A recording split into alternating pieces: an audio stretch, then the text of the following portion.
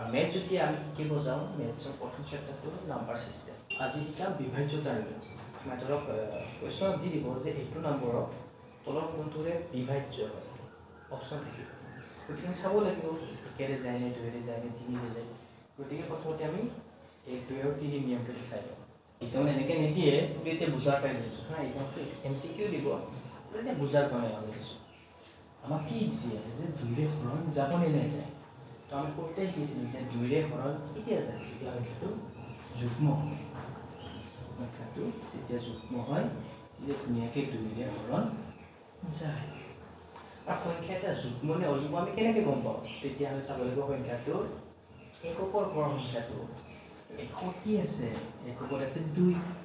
আৰু দুইৰে হৰণ যায় যেতিয়া এককৰ সংখ্যাটো দুইৰে হৰণ যায় তেতিয়াহ'লে সমগ্ৰ সংখ্যাটোকে দুইৰে হৰণ যাব equal 1 is equal to 2 উপৰত 1 আছে ন পাৱাৰ 1 আছে আমি এককৰ এক ঘৰ চাইছো এতিয়া 2 to the power 2 মানে কি 4 ধৰক আমাক কোৱেশ্যনত সুধিল যে এই সংখ্যাটোকে এই সংখ্যাটোকে 4 ৰে হৰণ যায় নে নাযায়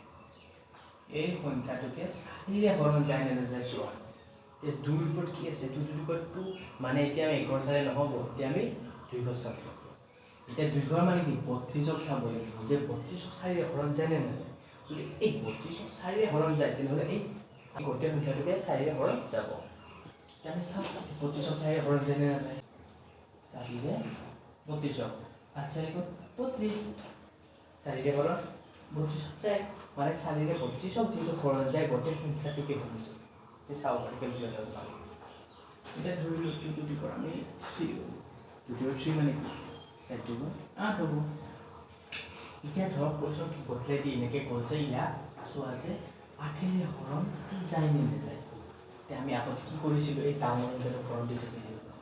ইয়াতকৈ ডাঙৰ দিব পাৰে কেনেকৈ দি নাই